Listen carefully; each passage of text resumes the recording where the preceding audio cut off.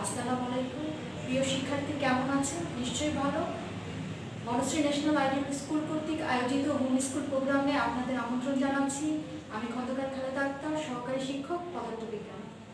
আজকে আমি অষ্টম শ্রেণীর বিজ্ঞান বিষয়ের অধ্যায় 9 বর্তনীয় চলবিদ্যুৎ অধ্যায়ের শুধু বর্তনী অংশটুকু নিয়ে আলোচনা করব। আজকে আমার আলোচ্য বিষয়গুলো হচ্ছে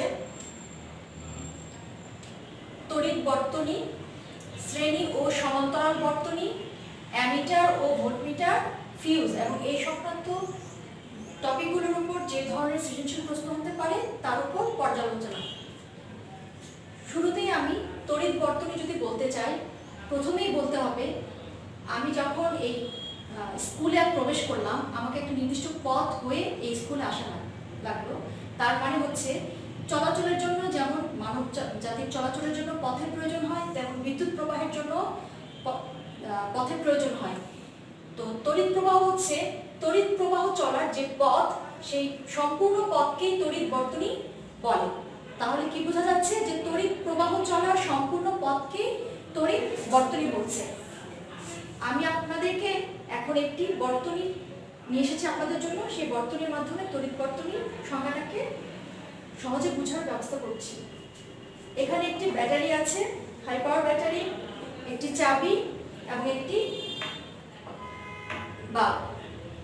এখানে দেখেন এই সার্কিটের মধ্যে এই সার্কিটটা এখন ওপেন অবস্থায় আছে। আমি যখন এটাকে কানেক্ট করব, দেখেন বিদ্যুৎ এখানে প্রবাহিত হয়েছে, ব্যাটারি থেকে বিদ্যুৎ প্রবাহিত হয়ে বাল্বে গিয়েছে। তার মানে এখানে কি হচ্ছে, এটা একটা সম্পূর্ণ তড়িৎ প্রবাহ চলার একটি সম্পূর্ণ পথ। এটাকে আমরা বলবো তড়িৎ বর্তনী। এখন দেখেন তড়িৎ বর্তনীর কিছু উপাদান আছে, যে উপাদানগুলোর মাধ্যমে তড়িৎ বর্তনীকে কমপ্লিট করতে হয় বা সম্পূর্ণ বর্তনী তৈরি করতে হয়। সেই উপাদানগুলো হচ্ছে, যখন একটা বর্তনীকে আমি বিভিন্ন তড়িৎ যন্ত্র এবং উৎস, এখানে উৎস হচ্ছে ব্যাটারি এবং তড়িৎ যন্ত্রগুলোর মধ্যে আছে বাল্ব, যেটা উৎসের প্রকাশ পাবে, এবং একটা আছে চাবি। তড়িৎ বর্তনীর আরেকটা উল্লেখযোগ্য জিনিস হচ্ছে চাবি। চাবির মাধ্যমে তড়িৎ বর্তনীকে খোলা বা বন্ধ করা যায়। যখন আমি চাবিকে ওপেন করে দিলাম, এটা খোলা বর্তনী হয়ে গেল। তার মানে এর মধ্য দিয়ে কোনো তড়িৎ প্রবাহ প্রবাহিত হচ্ছে না। যখনই আবার আমি চাবিটাকে এর মধ্যে লাগিয়ে দিলাম, তার মানে এটা ক্লোজ সার্কিট হলো, বদ্ধ বর্তনী হলো। এখন এর মধ্য দিয়ে প্রবাহ চলছে। আর এই ধরনের পথটাকে, তড়িৎ প্রবাহ চলার পথটাকে আমরা কি বলছি? তড়িৎ বর্তনী বলছি।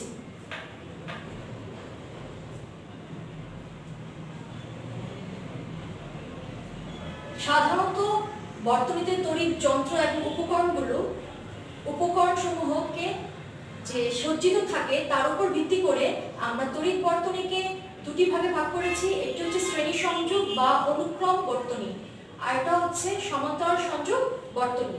শ্রেণী সংযোগ বর্তনী বা অনুক্রম বর্তনী, আর একটা হচ্ছে সমান্তরাল সংযোগ বর্তনী, যার দুটো চিত্র আমি পাশাপাশি দিয়েছি। এখানে একটু বন্ধুরা লক্ষ্য করুন, শ্রেণী সংযোগ বর্তনীতে আমরা কি করেছি দেখেন, যে তড়িৎ উৎস বা তড়িৎ কোষ, কিছুক্ষণ আগে আমি দেখিয়েছি সোর্স বা তড়িৎ উৎস। এখানে কোষ বলার কারণ হচ্ছে এখানে দুটো ব্যাটারি সংযোগ আছে, এবং এটা প্লাস প্রান্ত, এটা মাইনাস প্রান্ত। এর সাথে একটি অ্যামিটার, যেটা একটু পরে আলোচনা করব, দুটি বাল্ব এবং একটি সুইচ, একটির পর একটি এমনভাবে সাজানো আছে যেন একটির এক প্রান্তের সাথে অপরটির অন্য প্রান্ত, ঠিক অপরটির অন্য প্রান্তের সাথে অপরটির, তারপরে দ্বিতীয়টির অপর প্রান্ত, আবার দ্বিতীয়টির শেষ প্রান্তের সাথে তৃতীয়টির প্রথম প্রান্ত। এইভাবেই আমরা যে বর্তনী তৈরি করছি, সেই বর্তনীকে আমরা শ্রেণী সংযোগ বর্তনী বা অনুক্রম বর্তনী বলছি। তার মানে অনুক্রমে সজ্জিত আছে, একটির পর আরেকটি সজ্জিত আছে। এই বর্তনীতে যে সুবিধাগুলো আমরা এখানে পেতে পারি বা যে অসুবিধা হতে পারে, সেগুলো এখন আলোচনা করছি। শ্রেণী সংযোগ বর্তনীতে আমরা যে উপকরণগুলো দিয়েছি একটির পর একটি, তার মানে এই তড়িৎ উৎস থেকে যে তড়িৎ প্রবাহিত হবে, এর মধ্য দিয়ে যে তড়িৎ প্রবাহিত হবে, তা প্রত্যেকটা উপকরণের মধ্যে একই পরিমাণ তড়িৎ প্রবাহিত হবে এবং একই পরিমাণের তড়িৎ প্রবাহিত হবে, এবং এদের প্রত্যেকটা উপকরণের দুই প্রান্তের যে বিভব পার্থক্য, সেই বিভব পার্থক্যটা কি হবে? ভিন্ন হবে। তো বন্ধুরা, এই শ্রেণী সংযোগ বর্তনী বা অনুক্রমক বর্তনীর মধ্যে কিছু অসুবিধা আছে। সেই প্রথম অসুবিধা হচ্ছে কোনো কারণে যদি এই বর্তনীতে একটি বাল্ব নষ্ট হয়ে যায় তাহলে পরবর্তী বাল্বটি আর জ্বলবে না। এবং আরেকটি অসুবিধা আছে, সেই অসুবিধাটা হচ্ছে যে কখনো যদি আমরা এই দুটা বাল্বের মধ্যে দিয়ে যদি আমি একটিকে আউট করে দিয়ে এই একটি রাখি, তখন এখানে যে উজ্জ্বলতা পাবো এই বাল্ব থেকে দ্বিতীয় বাল্বটি এখানে সংযুক্ত করলে অনুক্রমে সেই উজ্জ্বলতাটা কি হয়ে যাবে, কমে যাবে। তাহলে মোটামুটি শ্রেণী সংযোগ বর্তনী সম্পর্কে আমাদের একটা ধারণা হয়েছে। এখন আসি আমরা সমান্তরাল সংযোগ বর্তনী বা সমান্তরাল বর্তনী। দেখেন বন্ধুরা, আমরা সমান্তরাল বর্তনীতে কি করেছি, তড়িৎ কোষ বা তড়িৎ উৎসের সাথে আমরা যে বিদ্যুতে যন্ত্রপাতিগুলো বা উপকরণগুলো ব্যবহার করেছি সেগুলো পরস্পরের সাথে সমান্তরালে সংযোগ করেছি, যার জন্য এই বর্তনীর নাম হয়েছে কি সমান্তরাল বর্তনী। বন্ধুরা একটু লক্ষ্য করুন, এখানে আমরা যে বিষয়টি দেখব যে প্রত্যেকটা উপকরণের প্রথম প্রান্ত একটি বিন্দুতে এবং শেষ প্রান্ত আরেকটা বিন্দুতে সংযুক্ত আছে। এই ধরনের বর্তনীকে আমরা কি বলছি, সমান্তরাল সংযোগ বর্তনী বা সমান্তরাল বর্তনী। তো বন্ধুরা একটু খেয়াল করেন, আমি সমান্তরাল বর্তনীর ক্ষেত্রে এখানে একটা ভোল্ট ভি দিয়েছি, ভোল্ট মিটার, এটা পরবর্তীতে আলোচনা করব। ভোল্ট মিটার দিয়েছি, দেখেন এই ভোল্ট মিটারের প্লাস চিহ্ন এবং মাইনাস চিহ্ন এবং কোষের মাইনাস চিহ্ন একই বিন্দুতে অবস্থিত, এবং ভোল্ট মিটারের প্লাস চিহ্ন এবং তড়িৎ কোষের প্লাস চিহ্ন একই বিন্দুতে। তার মানে প্রত্যেকটা উপাদানের মধ্যে তড়িৎ উৎস থেকে যে বা তড়িৎ কোষ থেকে যে তড়িৎ প্রবাহিত হবে সেই প্রত্যেকটা ক্ষেত্রে তড়িৎ প্রবাহের মান কি হবে, ভিন্ন হবে, কিন্তু প্রত্যেকটা বিন্দুর বিভব পার্থক্য কি হবে, একই হবে। এটাই হচ্ছে সমান্তরাল সংযোগ বর্তনীর উল্লেখযোগ্য বৈশিষ্ট্য বা ধর্ম। এখানে আবার আমরা একটু শ্রেণী সংযোগ বর্তনী বা অনুক্রমক বর্তনীতে যাই, সেখানে আরেকটু লক্ষ্য করুন, অ্যামিটার আমরা দিয়েছিলাম, সেই অ্যামিটারের প্লাস প্রান্ত তড়িৎ কোষের প্লাস প্রান্তের সাথে এবং তড়িৎ কোষের মাইনাস প্রান্ত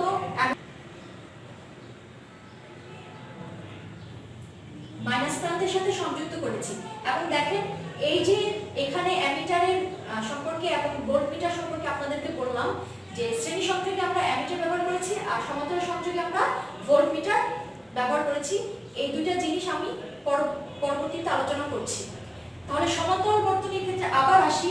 সমান্তরাল বর্তনীতে তো বলেছি যে প্রত্যেকটা উপকরণ পরস্পরের সাথে সমান্তরালে আছে এবং তাদের একটা বিন্দুতে তাদের সবগুলোর প্রথম প্রান্ত এবং সবগুলোর শেষ প্রান্ত, উপকরণগুলোর সবগুলোর শেষ প্রান্ত আরেকটা বিন্দুতে আছে।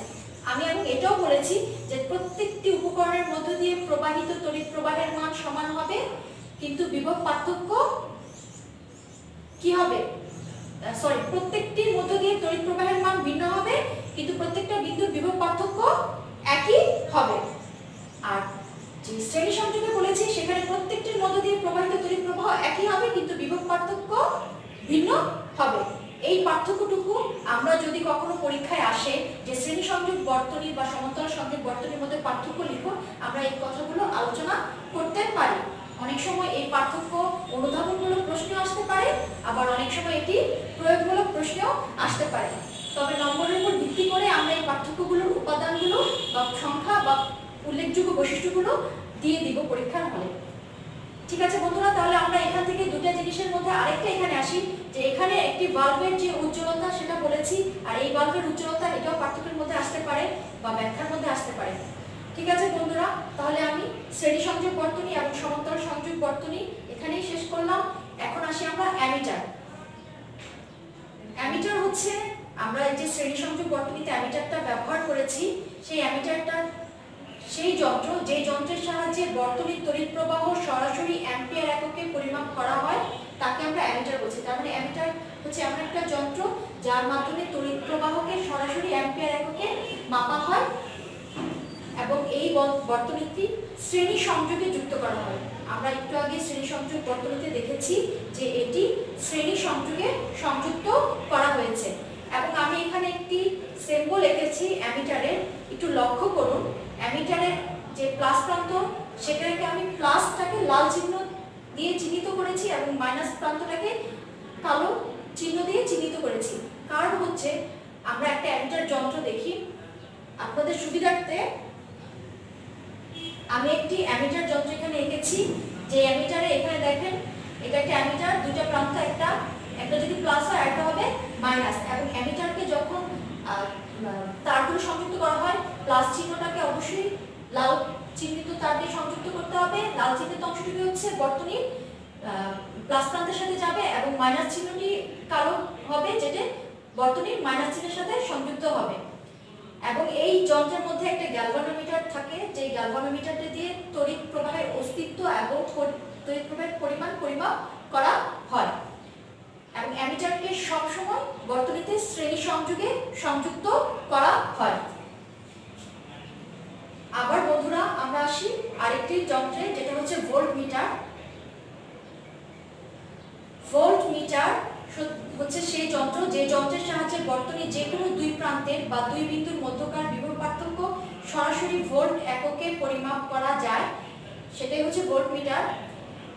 তাহলে আমরা কি করছি? ভোল্টমিটারকে যদি আমরা জানতে চাই যে যন্ত্রটি কি করছি, যে কোনো তড়িৎ বর্তনীর দুই প্রান্তের বিভব পার্থক্য নির্ণয় করছি।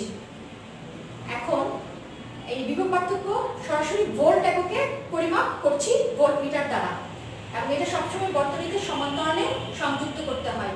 ঠিক অ্যামিটার বা তড়িৎ কোষ বা ভোল্টমিটারেও সেম একই হয়, একটা প্লাস প্রান্ত একটা মাইনাস প্রান্ত থাকে, এবং এটা প্লাস প্রান্তটা লাল চিহ্ন দ্বারা চিহ্নিত থাকে এবং মাইনাস প্রান্তটা কালো চিহ্ন দ্বারা চিহ্নিত থাকে।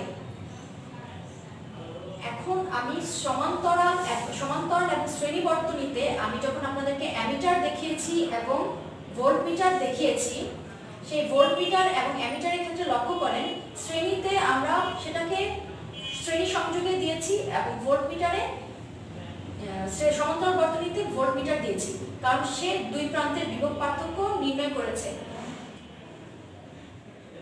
বন্ধুরা এখন আমরা আসি ভোল্টমিটারের চিত্রে। আপনাদের জন্য একটা ভোল্টমিটার রেখেছি এখানে, আমি লক্ষ্য করুন সেই একই রকম ভোল্টমিটার, যে যন্ত্র যেটাতে একটা মিটার থাকে, যে মিটারটা বিভব পার্থক্য তড়িৎ বর্তনীর দুই প্রান্তের বিভব পার্থক্য মাপা হয়, এবং এটার দুটো প্রান্ত থাকে, একটা প্লাস প্রান্ত হলে অন্যটা মাইনাস। প্লাস প্রান্তটা অবশ্যই ধনাত্মক চিহ্নিত হবে এবং মাইনাস প্রান্তটা ঋণাত্মক চিহ্নে চিহ্নিত থাকবে। এবার বন্ধুরা আমরা আসি ফিউজে। ফিউজ কি?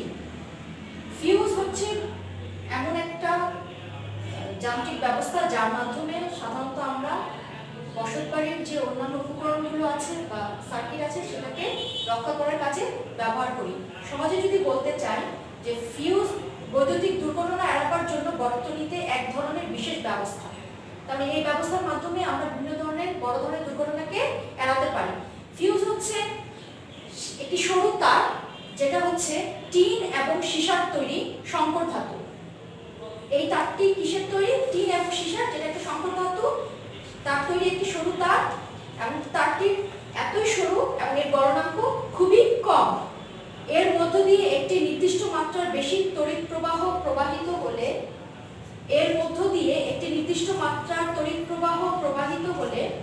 নির্দিষ্ট মাত্রার তড়িৎ প্রবাহের চেয়ে বেশি মাত্রার তড়িৎ প্রবাহ প্রবাহিত হলে এটি অত্যন্ত উত্তপ্ত হয়ে যায় এবং গলে যায়, ফলে বর্তনীর তড়িৎ প্রবাহ বন্ধ হয়ে যায়। তাই আমরা বর্তনীতে ফিউজটা ব্যবহার করি যেন বেশি পরিমাণ তড়িৎ প্রবাহ এর মধ্য দিয়ে প্রবাহিত হলে সার্কিটটি অটোমেটিক্যালি অফ হয়ে যায় এবং বসতবাড়ি বা যেখানেই ব্যবহার করা হয় সেখানে বিদ্যুৎ প্রবাহ বন্ধ হয়ে যায়, আর এভাবে সে যন্ত্রপাতিকে রক্ষা করে। তাহলে বন্ধুরা এই যে টপিকগুলো পড়লাম তার উপর যে কোশ্চেনগুলো হতে পারে, অনুধাবন, জ্ঞানমূলক, প্রয়োগমূলক, উচ্চতর দক্ষতা। আমি প্রয়োগমূলক কথাও বলেছি যে শ্রেণী এবং সমান্তরাল বর্তনীর পার্থক্য, জ্ঞানমূলকেও বলেছি সংজ্ঞাগুলো আসতে পারে, এবং চতুর্থ যে উচ্চতর দক্ষতা, সেখানে গৃহে বিদ্যুতায়নের জন্য তুমি কোন বর্তনী নির্বাচন করবে যুক্তি সহ তোমার মতামত দাও। এই ধরনের কোশ্চেন আসলে আমরা অবশ্যই এই দুইটা বর্তনীকে একে এবং দুইটা বর্তনীর সুবিধা অসুবিধাগুলো দিব এবং কার্যকারিতাগুলো দিয়ে সেটাকে ব্যাখ্যা করব। বন্ধুরা আপনাদের সুবিধার্থে আমি ফিউজটা এঁকেছিলাম, সেই ফিউজের একটা ছবি এখানে দেওয়া আছে। যে সরু তারটা, সেই তারটা হচ্ছে ফিউজ তার, যেটার গলনাঙ্ক কম হবে এবং টিন ও সীসার তৈরি একটি সংকর থাকে। বন্ধুরা আজকে এই পর্যন্তই। এই ক্লাসের ও পরবর্তী যে চলবিদ্যুৎ অংশটুকু আছে সেটা নিয়ে আরেকটি ক্লাসে হাজির হব। সে পর্যন্ত আপনারা ভালো থাকুন, সুস্থ থাকুন।